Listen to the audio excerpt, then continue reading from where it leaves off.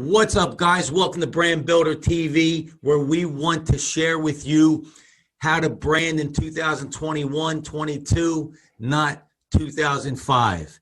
Big difference in the digital world we're living in. And we also want to be able to share those real world stories, right? Those real world resumes that bring real world value. And you're not going to get it any more intense, any better than this episode today with my man Victor. Victor, introduce yourself. Tell everyone out there who you are.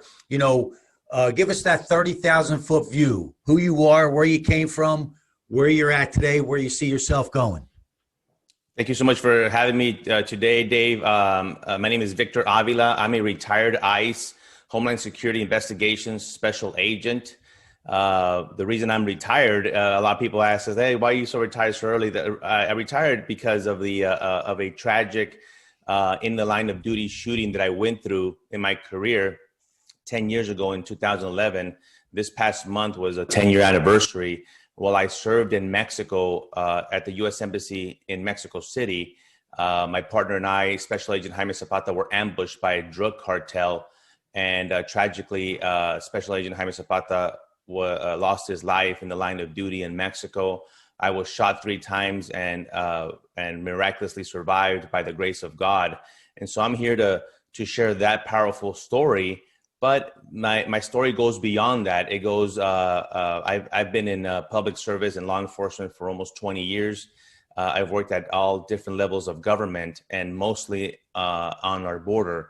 And so I have a passion for informing people about the importance to secure our border and how that affects us when it's not secure, how it affects us in the United States around our country. And I'm talking about human trafficking, human smuggling, cities, sanctuary cities around our country. And I wrote a book about it. I wrote a book about the story. This is the book, Agent Under Fire, a Murder and a Manifesto. This book is a very personal, view of me, my family, where I grew up as a first-generation Mexican-American, as a patriot, as someone that wants to continue to protect our sovereignty. And I worked in my career dealing with these guys, the traffickers of all types, money launderers, drug traffickers, human smugglers. My subject matter expertise is human trafficking. That's what I concentrated most of my career on. And so I've seen the evil in the world firsthand. I've stared it in the face, and I want to be able to bring that awareness to the rest of our nation, for them to at least know and recognize that what happens in this case in Mexico, what happens on our border, is not 6,000 miles away in the Middle East. It is right here next to us. And I think it's an imminent threat to what we're facing, especially as we speak today with what's happening at the border under this administration, and how they basically opened it up to unaccompanied minors, the trafficking, the child trafficking. The drug cartels are having a field day in Mexico and in the U.S. because it's only benefiting them, but it's not benefiting us, the U.S. citizens. And I really want to be a voice to bring the realities of what's happening on the border and the realities of how it affects us in our communities like Chicago, St. Louis, Houston, Atlanta, New York. Every piece and corner of our communities are being affected by the violence, by the spike in crime, by the poison that these individuals continue to bring into our country, and of course the exploitation of our children and other victims in the sex slave trade and forced labor trade, which is a horrific crime. And that's what I do now. I go around doing public speaking events for law enforcement, a lot for military, but also trying to branch out to the private sector and faith-based groups to share my story. I mean, we were shot over 100 rounds at us, over 100 rounds. And so I like to share that story of survival. And the reason why I'm here, I think there's a bigger reason. And so I thank you for allowing me to be on your show today. Yeah, it's an honor to have you on. There's so many things that I want to unwrap here, right? As you're talking. And I think one of the biggest things that we need to unwrap here, and if anybody can do it, it's you. It's the narrative, okay? The narrative, especially of the last 4 to 5 years, of blaming one individual on a untrue narrative on why the wall is so important, right? There's a narrative out there that people that aren't willing to overturn stones, step back, think logically as an adult, right? They run with a narrative saying it's racist, right? Yeah. It's a horrible administration because he wants to put a wall up and keep certain people out, right? And I think in order to start to shift this consciousness, in order to shift this mindset, it all starts with this narrative, and it makes sense because they drove this narrative home so hard. There's a reason. When you're over the target, you become the target.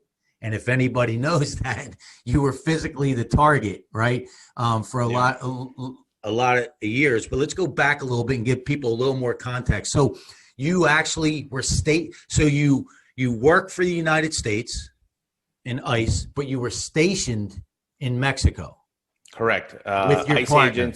ICE agents are serve in 76 countries around the world. We have offices within U.S. embassies and consulates all over the place to continue to protect the homeland and enhance the mission of the United States. Okay. Yeah. And again, that narrative, not only the narrative of, and again, I'm speaking to the choir with you, but I want people to understand this, not only the narrative of the misconception of the reason we need the wall, but the narrative of that ICE are bad. They're the Gestapo, right? Yeah. They painted that picture, but people have to understand there's a reason for that, right? Here's another thing that we want to hit on is there's a common denominator in all these major cities. It starts with a big D. There is, and that D maps back to controlled puppets.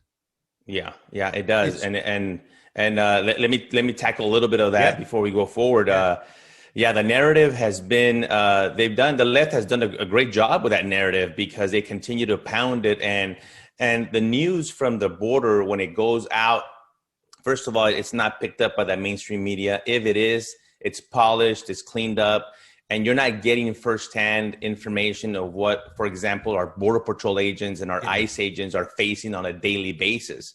Right now, as we speak, they're being silenced for all intents and purposes, and they don't even want to acknowledge that there's a crisis, and it just makes absolutely no sense. I still have my contacts. I still communicate with my colleagues on a daily basis, and it is out of control over there. And so that narrative is a dangerous one, because let's talk about the wall.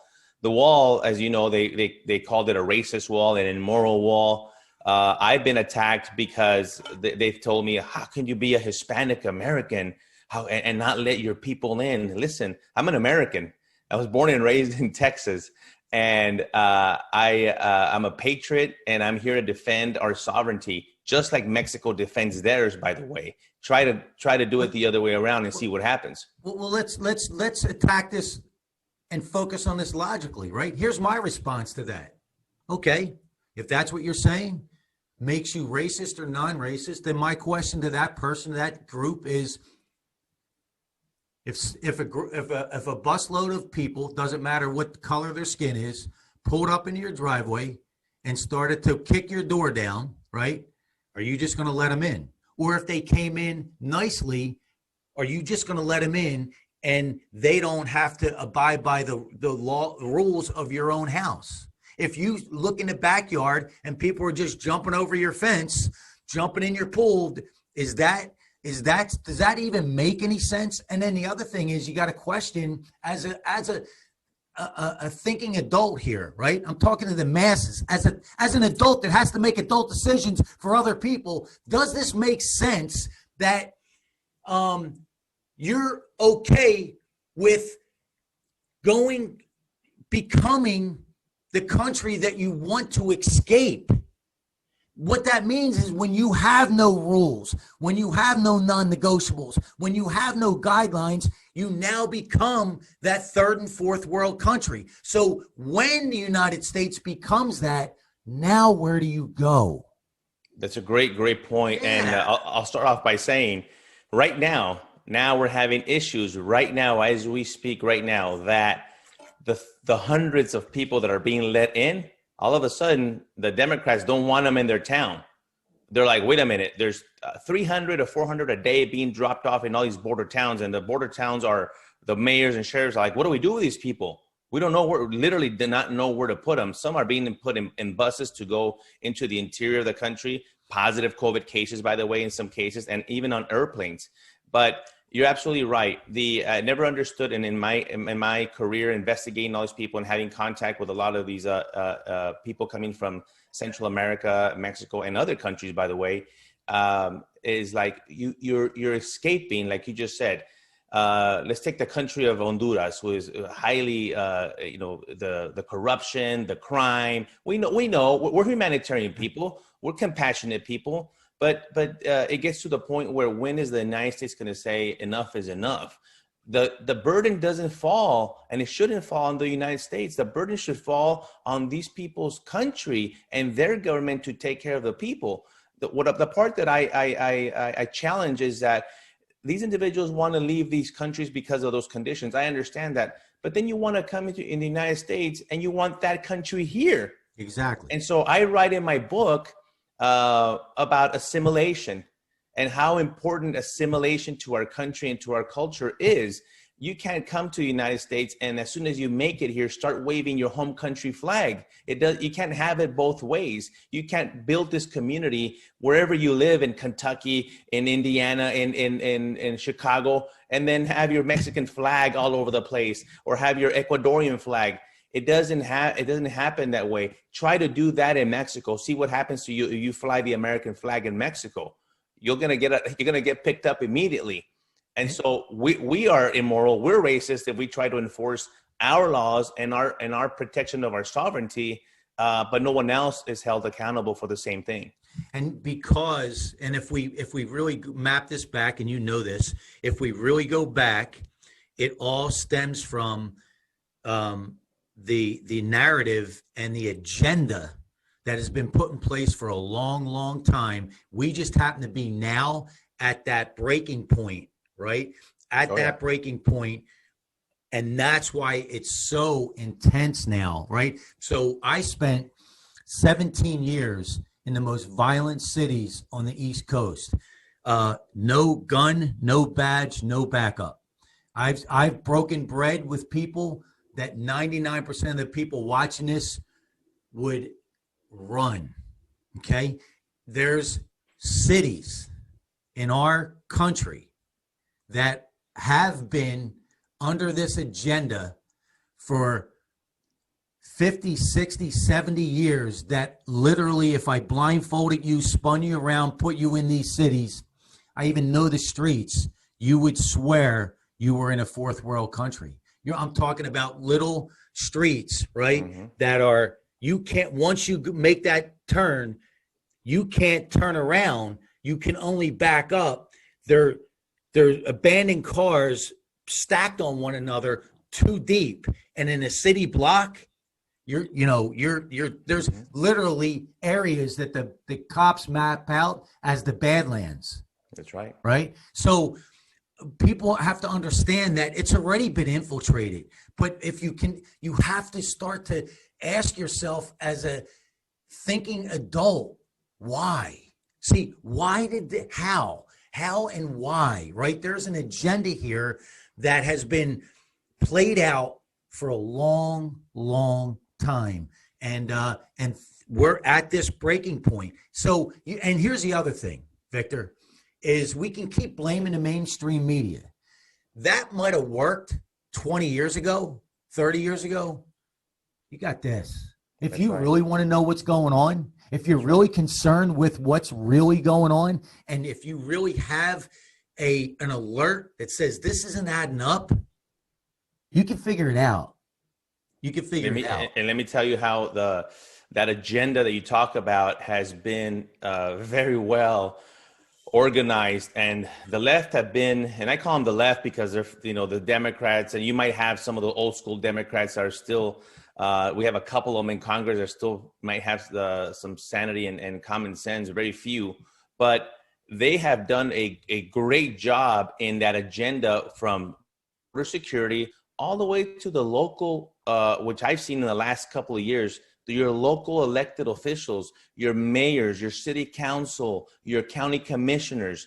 All of a sudden they control. You've seen what's happening locally in Portland, in Kenosha, Wisconsin, in New York, in these local towns that are controlled by the elected officials. And somehow the elected officials now have all the power to tell the chief of police or the sheriff how to run and how to enforce the law. And that to me has, you've seen the autonomous zones. They set up an autonomous zone where George Floyd was murdered. You can't go in there right now. They killed an individual in there last week. They couldn't go in there to get him.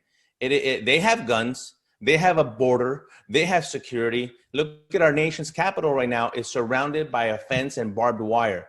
They are protected, but we cannot have that fence. We cannot have that wall at our southern border to protect our citizens. It is upside down and backwards right now. We have individuals, elected officials, for example, in El Paso, the congresswoman, the one that took over Beto O'Rourke, is trying to get the illegal aliens vaccinated. How can you put the priority of them first?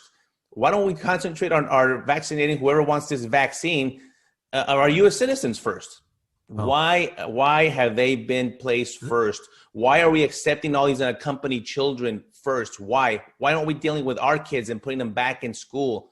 We have plenty of issues to deal with in our country that we need to address. And let's talk about that political reasoning, right? And I always say follow the money, but before we do that, I want you to paint this real world narrative picture from your real world resume on why the wall is so important. And I know it maps back to the human and especially the child trafficking, right? Because I'll kind of set you up with this. At the end of the day, right, is you can sell one bag of heroin, but now you got to go manufacture that bag of heroin to sell it again.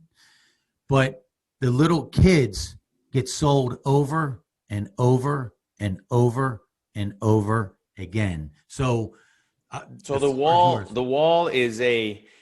wall works in so many fashions. One, you actually can tell where the border is at. There's a lot of places around our southern border, from Texas all the way to California, that you actually have no idea that you are in Mexico or in the U.S. So one, it identifies our border. It identifies our land. That's one. Second, it's a massive barrier to control the flow. The wall is not going to stop. Nothing 100% is going to stop, but you have to understand that at our border, we have a lot of extra technology. We have drones, we have sensors, we have lighting, we have a lot of other technology that would work very well. As a matter of fact, it was working very well in conjunction with the wall that did go up, because now we get to funnel that illicit traffic to a certain location. We have, for example, 75 miles or 100-mile span of our border being patrolled by 5 Border Patrol agents during the shift. It's never going to work. That's just not enough manpower. But you add up that wall is your 6th man or your 12th man, however you want to see it. And it now alleviates that manpower to monitor it very differently. You'll see videos of people jumping on the wall. That's great. That slows them down to have Border Patrol then interdict them on our side. Another thing that I've seen this firsthand, is the vehicles driving through full of drugs, SUVs that wade the river where there's very little water down in Texas. They just drive through, drop them off, drive back. The wall would prevent that. We have backpackers carrying hundreds of pounds each of marijuana, heroin, methamphetamine, fentanyl. Backpackers, we're talking about teenagers that get a backpack, run across the border, dump it in the brush, and then run back. Again, the wall would highly reduce that. These are real world solutions to what we see at the border. But right now, it's not complete. They stopped the construction. What are some of the things you need to look for with the child trafficking, though? Because they're coming over, right? Absolutely. And, I mean, look, the drugs are the drugs, right? And that's obviously not a good thing. But I want people to really understand the impact that this wall will have on the child trafficking, right? Because listen, anybody listening to this, if that doesn't get your attention, I don't even know that you're human. So my subject matter expertise is exactly that, is human trafficking. And so we see it in different ways. One is in between the ports of entry.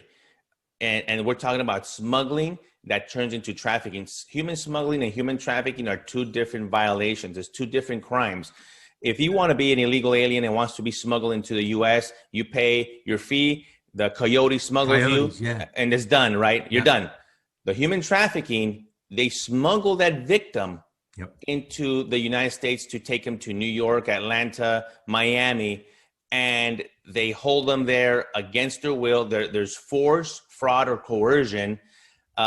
Children from every age, I've seen them all the way up to teenagers, and mostly females, but there's also boys and young men. A lot of little boys. Yes, that are trafficked in there. They are then being placed in these houses, these locations where, one, they do a couple of things. One, they either drive them around or they hold them in one location and they have the customers, if you will, the Johns, whatever you want to call them, these evildoers, come and service them 30, 40, 50 a day per victim. You can't get that in a bag of heroin.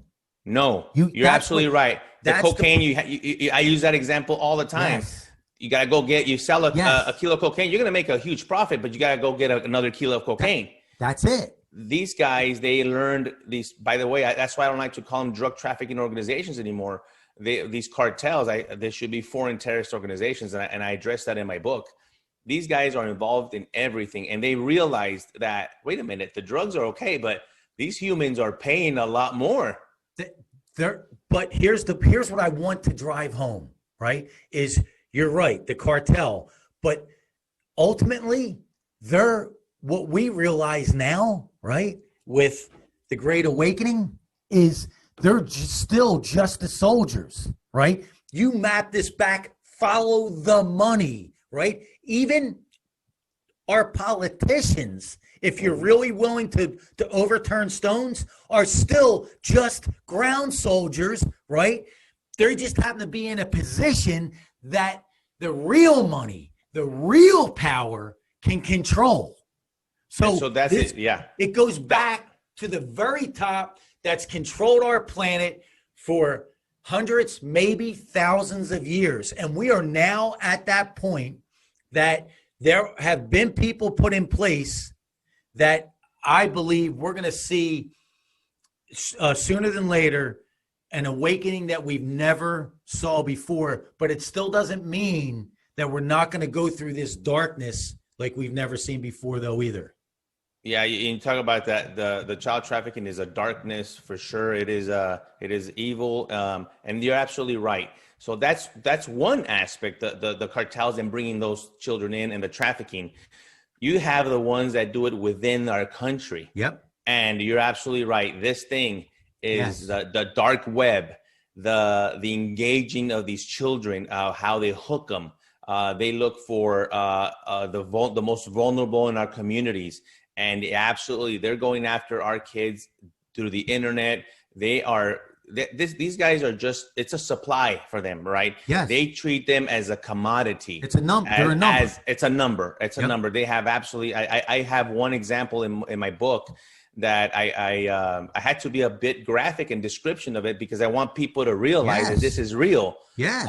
And what these guys and these people are capable of. You would think no one in their right mind would ever do something like this to a child, but they do. And they continue to do it, and it's horrific. And even our own investigators, through the child pornography and these type of investigations, have to go through a counseling session every 6 months because of the images and stuff that they see. When I as an investigator we would hit a house and seize all this evidence and rescue all these kids. And I had to go in and view all this stuff because we have our cybercrime guys that are, that's all they deal is pull that evidence. And I had to go in there to see it so I could be able to testify. And let me tell you, you cannot never get rid of those images from your head ever. But it is real. It is happening. And the open border policy doesn't help this because everything kind of gets mixed up in there. And so now when you get the more influx, this type of crime, we call it a crime that happens in plain sight, because human trafficking and child trafficking could be literally next door at your house and no one knows. I've had victims that have been inside a home being victimized, and the neighbor had no clue, and they've been there for years. And they're like, what do you mean that? Until somebody got a glimpse of them, somebody eventually saw something, said something, and we were able to go rescue them. But it's one of those that you want everyone to have the awareness to be able to combat this. And the other thing that the mainstream media did before we had this ability was to paint the narrative that that's just some wacko, that's an isolated incident, right? And what we want people to understand, that it's everywhere all the time. And if you don't start to wrap your brain around that, we can never conquer this. We can never even, and one of the things we need to do, and now we'll circle back around to the politics, is first and foremost, get rid of, there needs to be term limits, right? For these politicians, because again, go back to the money, right? Why? And sanctuary states, right? Cities. Go back to the money. So when you can cut that flow of money off, now you start to have at least a fighting chance, right? To restructure this in a normal way, right? And I don't even know another word, in a normal way. Yeah. I saw a post just the other day of, you talked about term limits. The individuals running the Democrat Party have been there longer, some of that longer than I've been alive. Well, but here's what 57 years for, like, what the heck is going on with this? We got to get them out of there. But here's what we've been finding in the last 4 years. There's a whole lot of Republicans as well, right? That's true. Very true. And here's my personal belief. Everything I've overturned, especially over the last 4 years, we are in and witnessing in real time a 5D chess match between good versus evil that we can't, as outsiders looking in, can't even remotely comprehend. Move, counter move, move, counter move, move, counter move, right? And we also know that in a high level 5D chess match, they're also, on top of all that, we're trying to put pieces together as outsiders looking in. We also have misinformation, because that's part of the recon, right? That's part of the mission, to throw people off, the right people off. So I think that has to be taken into account too. But I just want people to understand from you that lived it, what that border wall really truly means for the good, right? And why they're pushing so hard, right, to do this, and then be able to step back as a grown adult and really base your decision on something that makes sense. And the only way for me to describe that is, again, Victor, if I come to your house, knock on your door and say, listen, I'm going to stay over for the weekend, you don't know me, you're not going to ask me any questions, right? You're just going to open the door. And anybody that says they will, they're just completely lying, right? And then on top of it, if you do happen to say, you know what, I don't know, he's got a great haircut, he's bald, right? He never has a bad hair day, so I'm going to let him in for the weekend, right? And then I proceed to say, I'm going to create the rules in your own house. You're just going to say, okay, yeah. I mean, it's insane, and it's insane, and because that's exactly what's happening. But I'll add this: the difference is not one person coming over your house in the weekend; it's 50. No, exactly. It'll be 100. And so where are you going to put them? And that's exactly what's happening. And so the migrant, you see the good people. Let's put them in that category. The ones that don't have any bad intentions for this country. That's besides the point. The point are the ones that are infiltrated in through them, because we're not being able to vet anyone. We don't have the resources to vet. We don't have we do it when it's a few people, but now when you got hundreds of thousands coming at you at one time, we don't have the resources. Right now, they're pulling Border Patrol agents and even Homeland Security Investigations special agents away from their investigations down to the border to help take care of these individuals, no longer enforcement of the border. Here's another thing. Here's another way for me to put this. If we've learned one thing over the last 4 years, this country has to be run like a corporation, right? So when you have a true leader that was a self-made billionaire, he knows how to put an infrastructure together in order to scale, right? So exactly what you're saying is you have to have an infrastructure first, then be able to scale whatever business it is. And this country needs to be run like a business, like a corporation, in each city, each town, all the way up to the commander-in-chief. I believe that one of the things that I would love to see happen is once we start to really get past this storm, if you will, is self-made multi-millionaires and billionaires completely vetted that will now run major cities, right, on their own dime for a certain period of time, and then have them backed up. The next one takes over. The next one takes over. The likelihood of them being bought out, very, very low, as long as they're fully vetted. Can you get a better leader than a self-made multi-millionaire or billionaire? They negotiate the best, they put their team the best, and they lead the best, and their communication is the best, or else they couldn't build that corporation self-made. Two words that I grab from you right there is leadership, man. Talk about a big one. And not having the self-interest. The interest is the country. The interest is its citizens. What a concept that the elected official would oversee what the best interest and what benefits its citizens. We have gotten away from that at every level. Not only but Victor, you ready for this? Not only gotten away from that, do a little homework.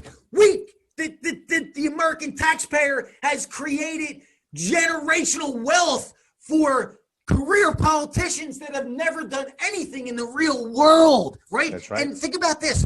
They leverage our emotion to vote on complete emotion. But if you're the CEO of a major corporation and you're looking for the president of your corporation, and you look at a resume and they've only had a little college degree but no real world experience in your industry, are you going to bring them on as a CEO? Are you out of your mind? You'd be bankrupt, right? And the only reason they're not bankrupt is they just keep taking from the American taxpayer. Dave, you're so right. I dealt with this in my career. Always the disconnect between Washington and the real world, and I always found myself saying back to them when I found myself in DC, who the heck is advising these people? Why isn't a person, either, I'm not saying like me, but a person like me and other people that know and can tell you, this is the way it's going down. This is the way it has to be changed. These are the contracts that you should issue. These are the ones that you should not. I mean, we're talking about decisions that affect the enforcement of our border and many other decisions all across the board. But no, I've been in congressman's office where we have a 28-year-old kid advising the congressman on how to vote on a border bill. And they never even been to Mexico. They never even been to the border. Well, I mean, like what the heck? And Victor, Victor, let's look back at resumes, real world resumes. They're easy to find. Of the last, besides this last president, of the last 10 presidents, what is their real world experience, right? What have they actually done? There's no resume. They're the commander-in-chief of the actual free world, not just our United States. So again, you have to ask yourself as a grown adult, it kind of makes sense that they'd be more of a control puppet than they are commander-in-chief. And then where do those strings go? That's interesting. Another thing I'll bring up to you is, on top of all of this, is the national security aspect of it, because the other people we can't ignore that want to gain access to our country are coming from countries like, we call them special interest countries or special interest aliens, SIAs, that want to gain access, and they see the vulnerability and the openness of what's happening right now. And then we got people from Iran, Yemen, Bangladesh, Somalia trying to come in here, and then we have to deal with the terrorism. We can't ignore that. These are people that have to be looked at, and again, we don't have the capacity or the manpower to vet these individuals down there at a real time and say, you know what, we just checked you out. We don't know what their names are. We're just taking their information based on what they give us, whatever they say. Joe Blow, come on in. Mariana, come on in. You know, we have no. It is scary, because these people are going to end up in your communities. And this is what I'm telling. And here's really one of the biggest problems is, and I'm talking to the masses out there, unless it's on your front step, you just keep going through life oblivious, right? You're not. And here's a great example. I'm in Southern California. They're leaving in masses here, going to Texas, going to Florida, You're only going to be able to go so far, how many times are you going to keep moving, right? Mm-hmm. Eventually, you're going to be trapped. And then it's too late. And so ask yourself, why is it that you're moving from one state to another, that it's that bad in your own country? And if that's not waking you up, all they want to do is just buy a little more time.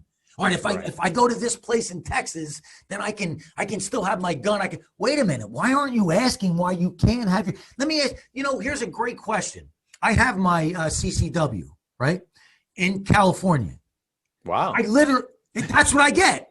That's what I get. Wow. I got that same reaction from an attorney in Nevada, because I contacted him because I wanted to know what the law was. I was doing a tactical training, right, in Nevada. Mm-hmm. So I wanted to know what the law was for me to bring ammo and my guns over. This is the attorney that he specializes in. He goes, oh my God, you got your CCW? Here's what people have to understand. They want to paint a picture like it's impossible. Here's what I'm going to tell everyone. Connect with the right people, and I can connect you. Not only is it way easier to get your CCW, but the sheriff's department could not bend over backwards enough for me to get my CCW. So they paint that picture. Here's another thing. Arizona, open carry. Right. New Mexico, open carry. Colorado. Correct? Right? Okay.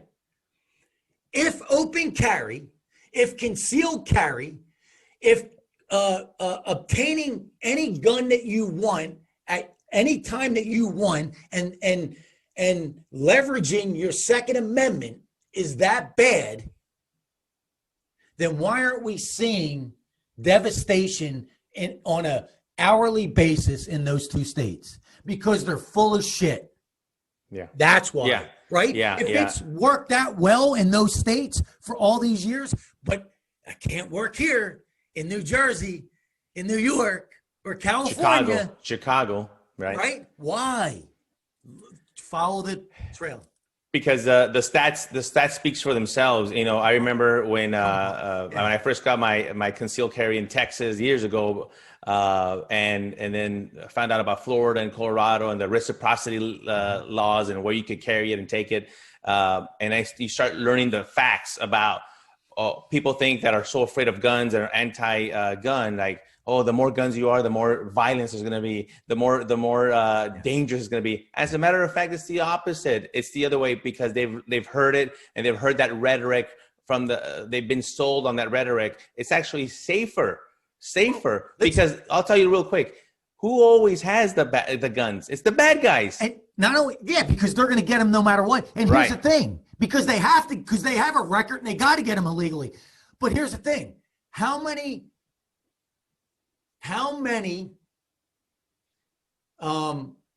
people that are against guns and our Second Amendment that were in the congregation at the church in Texas when that shooter came in and that guy happened to take him out, right? Either the first or second shot, okay? That's right. So how many of those now are against guns, right? Right? I mean, it's just the truth. Who would ever in their right mind want to be the only one in the room without a gun?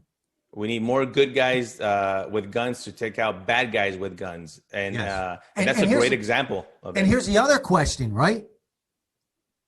Why? Why are they pushing so hard to strip your guns? Why? Well, I have a personal because the guns that were used on our shooting were tied to Fast and Furious under the Obama administration that allowed thousands of guns. And, you know, people always think about why? Because they wanted to flood and give this, flood these guns into the hands of these bad guys in Mexico. And by the way, they ended up being in a lot of places around the world. But why? Why? Because they're so against guns, and they want to say, listen, we want to show you how bad the guns are, and they come from the United States. All they did was end up killing thousands of people and 2 U.S. federal agents, Brian Terry and, of course, Jaime Zapata with me. But you don't hear that part of it.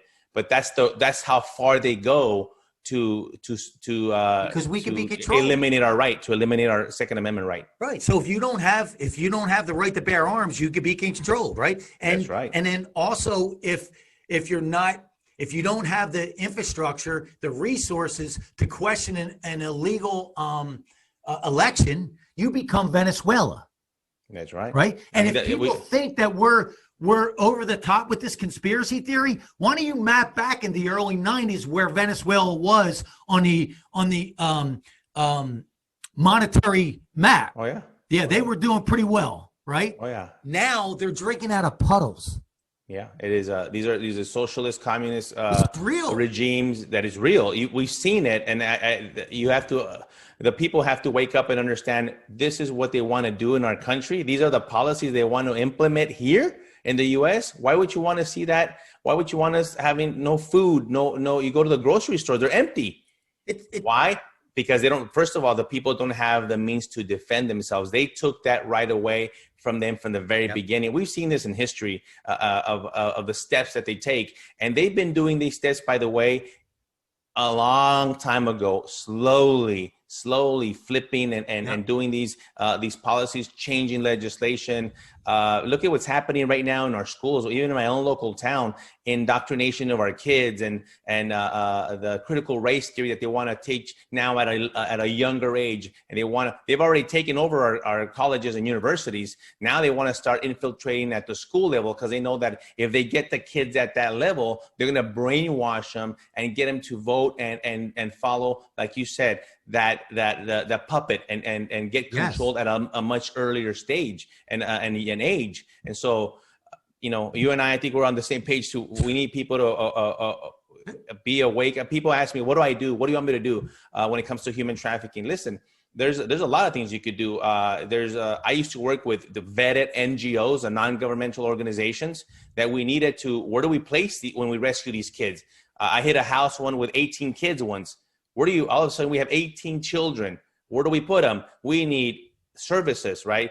That's where the NGOs come into play. They help us place these kids. They help us care for them. They help us take care of them because that is immediate. And so a lot of people could volunteer. Find your local NGO that works with the Human Trafficking Task Force, with HSI, with FBI, with your local sheriff, or usually I led the one in El Paso for a while, and it was FBI, local police and sheriff, and HSI, and it was a great task force. We had the church, some of the church involved, some of the NGOs like Salvation Army, and we had a great setup. Houston has probably one of the best ones in the country. But in your community, you could look out and say, listen, I was always looking for a place of where to place these victims because the traffickers were still after them. And we always want to take the traffickers out, but sometimes we will rescue the victim without grabbing the trafficker. And so we had to place these victims in a safe place. And so we're always looking for locations to undisclosed locations. So there is ways for you to volunteer to be able to give back that way. Yeah, and there's also it's a shift in the narrative, right? In the understanding. Two things I'm going to add to that is, number one, look at the results of the last 4 years. Epstein Island, Nexum, all this is not conspiracy. This is facts, right? That have been destroyed, right? Uncovered in front of our faces. And I tell people, if Epstein Island doesn't get your attention and you're not irate, then where are you at? And my second comment is there's only so many Texases you can run to before you run out, right? There's only what happens when you get to the end of Texas? You get to the border, right? Right? Yeah. What happens when you get to the end of Florida? You get to the border. Yeah. Right? You got to stand up where you're at. You got to be vocal. You got to defend it starts locally. You don't have to go on a national. It doesn't have to be as huge. Just start locally. Pay attention to what's going on right there in your town, because that's where you can make the greatest impact. And I agree with you. You know, you flee, and then what are you going to do in that new town? Are you going to stand up and protect it there? At one point, you're going to have to stand up where you're at. And how many times is that bully going to take your lunch money? Right? That's right. You keep going around a different way, right, to get to school, but they keep taking your lunch money. After a while, you have to step up to that bully. Hey, I want you to talk about your book and where we can find it. Yes, absolutely. Agent Under Fire, A Murder and a Manifesto. You could go to agentunderfirebook.com, agentunderfirebook.com. You can follow me on Instagram at Victor Avila Jr., Facebook, Victor Avila. The book really tells the story about what happened in Mexico, my career. But the second part of that book that I call the manifesto is a lot about what we talked about here: the human trafficking, the wall, sanctuary cities, DACA, all these immigration issues and border security, the cartels that impact us in our communities around our country today. And I offer solutions to it. I don't just describe the problem, but I also offer solutions from someone that worked there all of my career. I love it. I want to, first of all, thank you for your time. Thank you for your service.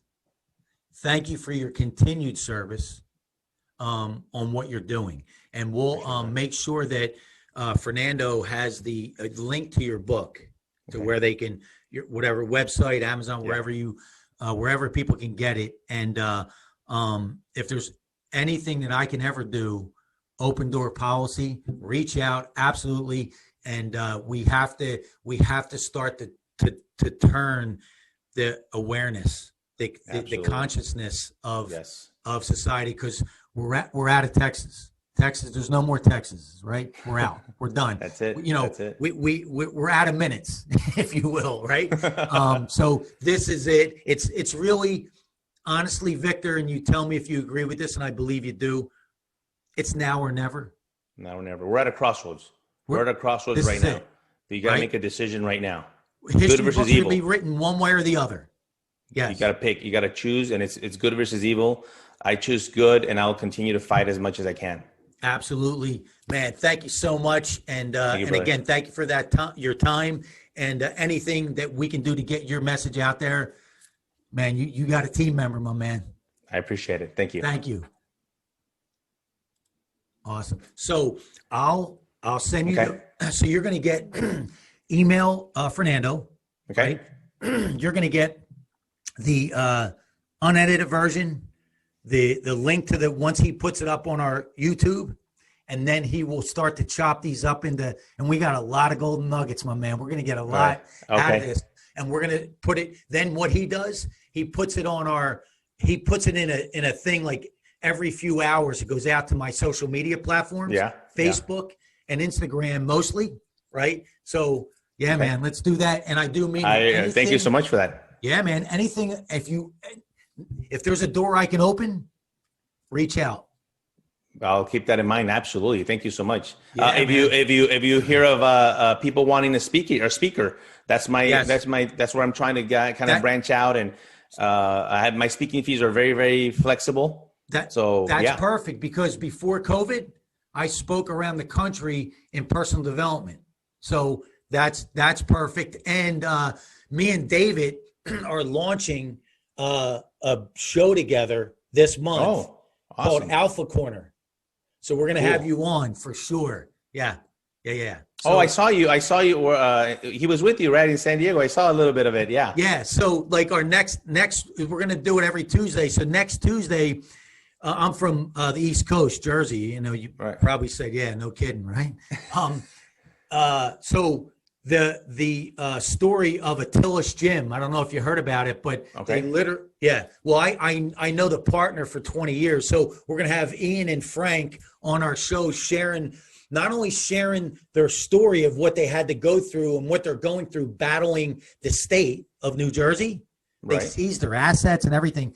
But Ian is going to go down as an American hero. Not only is he standing up for his rights and everyone else's rights, he actually put together a step-by-step process for small businesses to fight this mandate, right? Awesome. So we're going to definitely have you on. And we'd love to come back. Yeah, man.